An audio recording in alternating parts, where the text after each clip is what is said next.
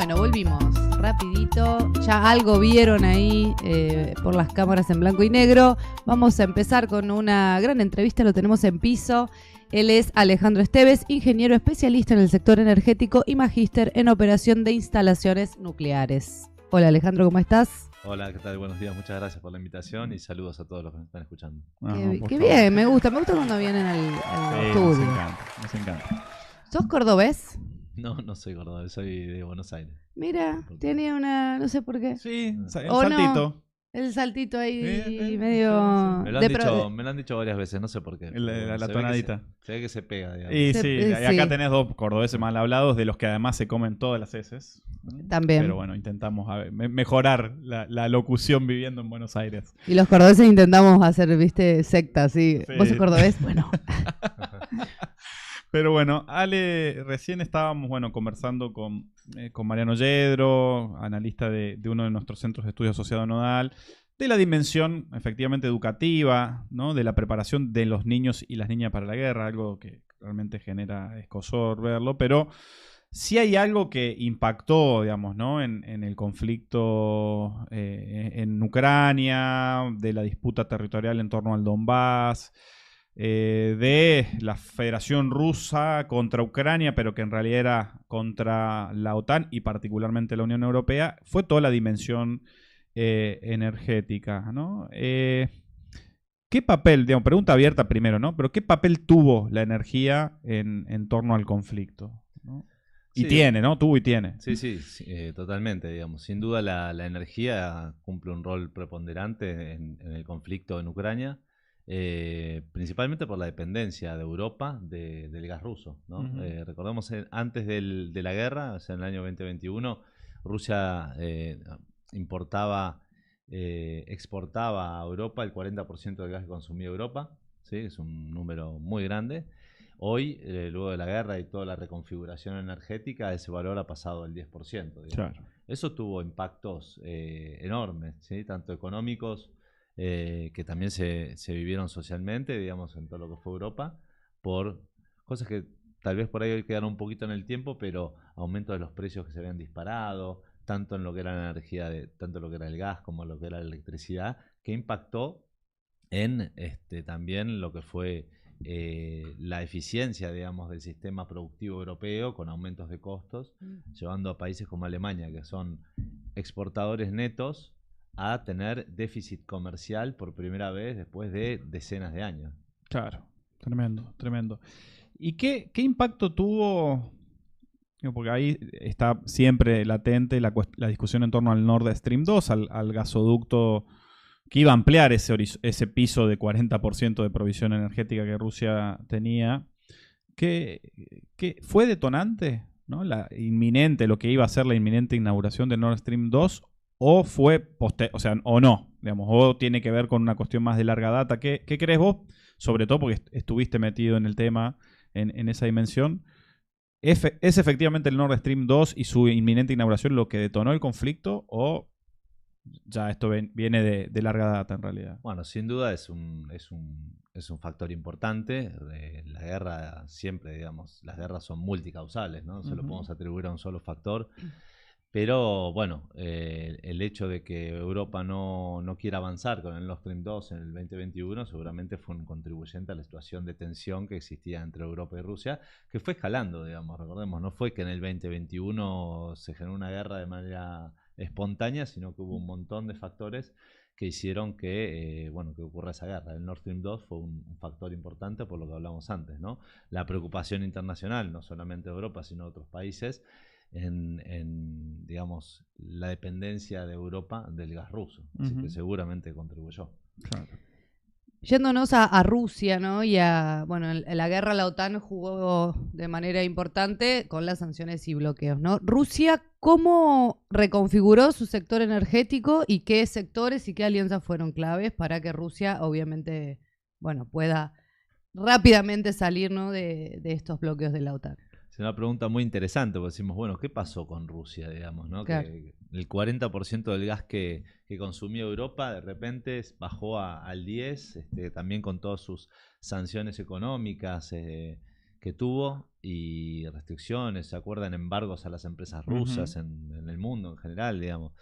Bueno, Rusia, por lo menos por el lado energético, tomó, digamos, un camino bastante inteligente, digamos, enfocándose principalmente en los mercados asiáticos, ¿sí? Principalmente China, un socio estratégico de Rusia, digamos, ya de décadas, y también con la India, logrando de esta manera prácticamente dejar igual su superávit por exportación de energía.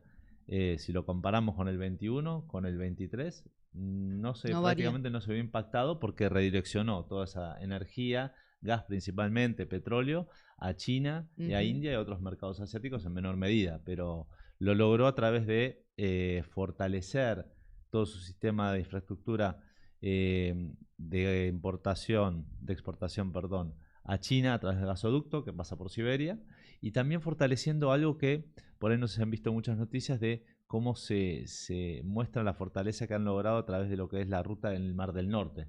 Todo lo que tiene que ver con el tránsito, ¿sí? Tanto comercial como también hoy de gas de GNL a través del Ártico, ¿sí? Para llegar a los mercados asiáticos y así de esa manera ahorrándose un costo casi del 40% respecto a lo que tiene que ver con si diesen toda la vuelta por el sur de Europa, ¿no?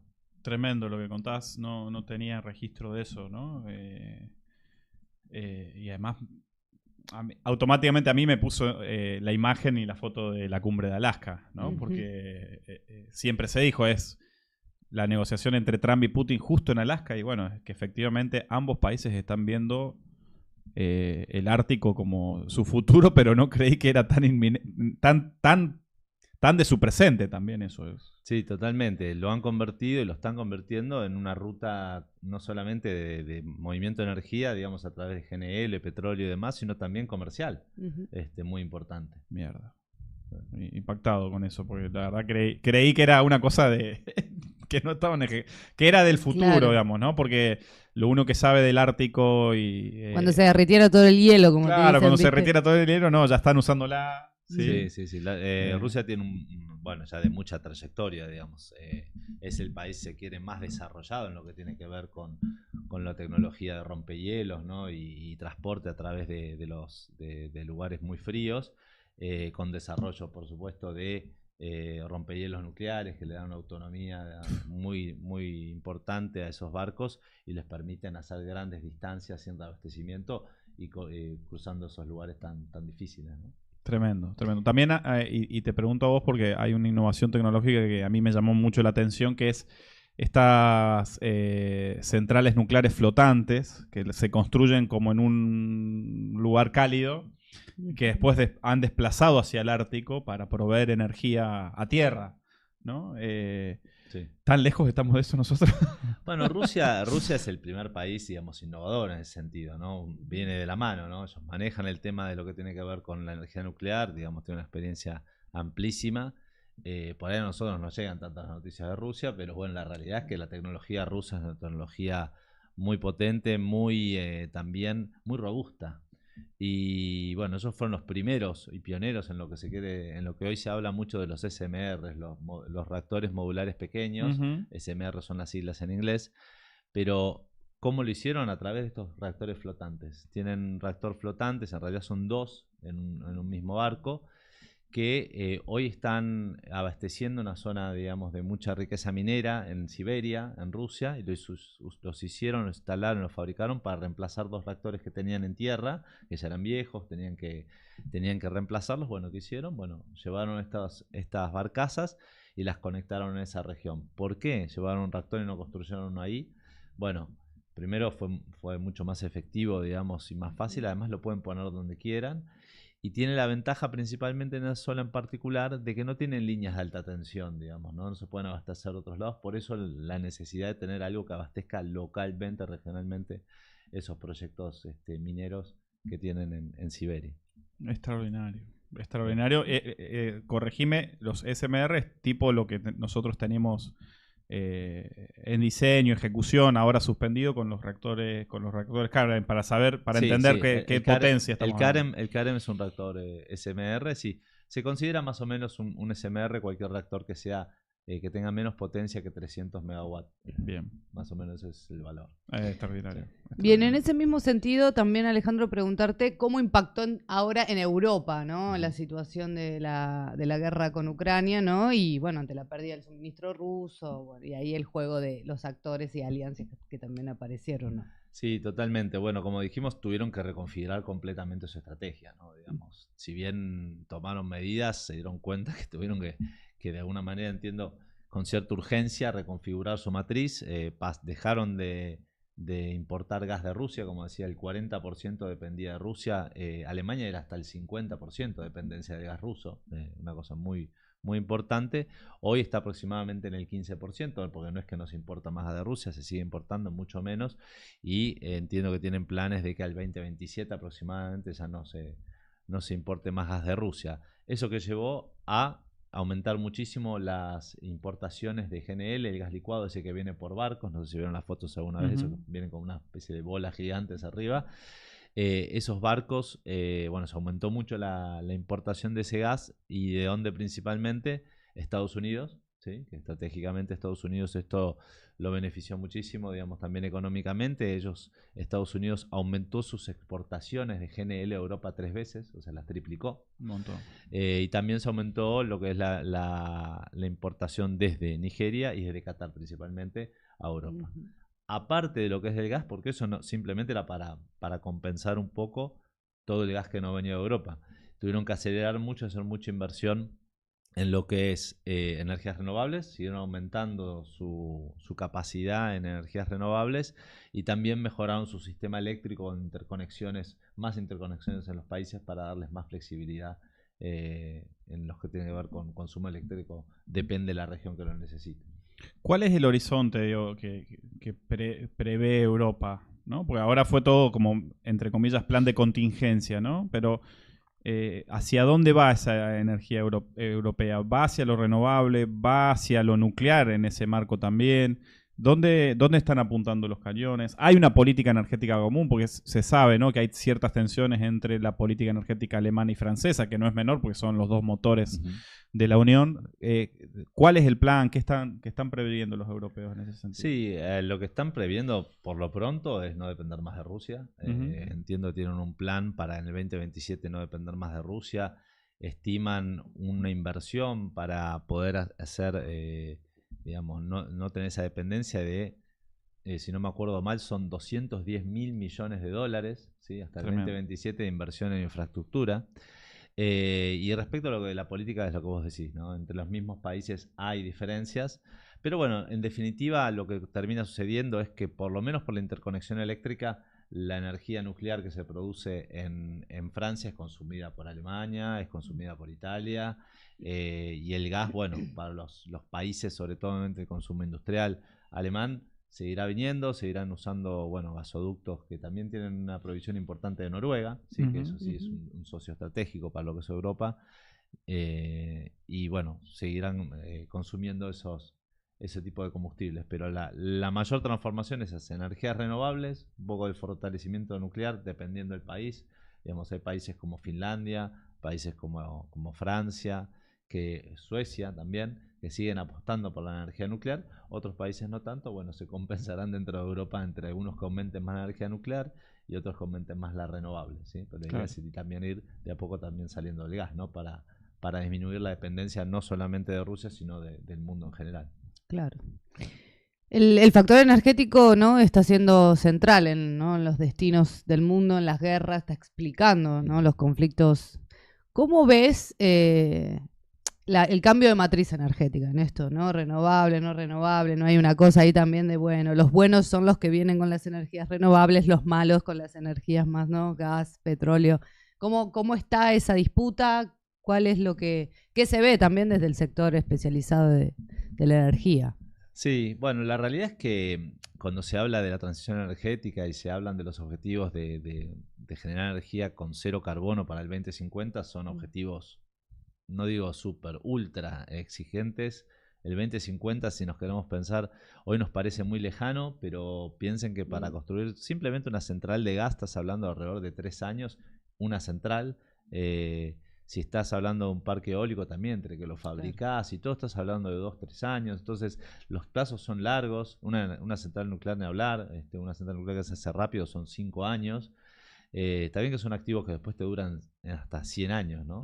Pero el 2050 está a la vuelta de la esquina y se plantea una matriz, digamos, de casi el 70% renovable, un 10-15% nuclear, un 10% más o menos renovable, y después algunos otros aportes, por ahí algo más pequeño de gas o algún otro combustible, pero hidrógeno también, pero tampoco en una proporción gigantesca, porque todavía hay que desarrollar toda la infraestructura del hidrógeno, y eso no se hace en 5 ni en 10 años, digamos, va a llevar mucho tiempo, sobre todo si lo pensamos como algo que podría llegar a reemplazar al petróleo y el gas.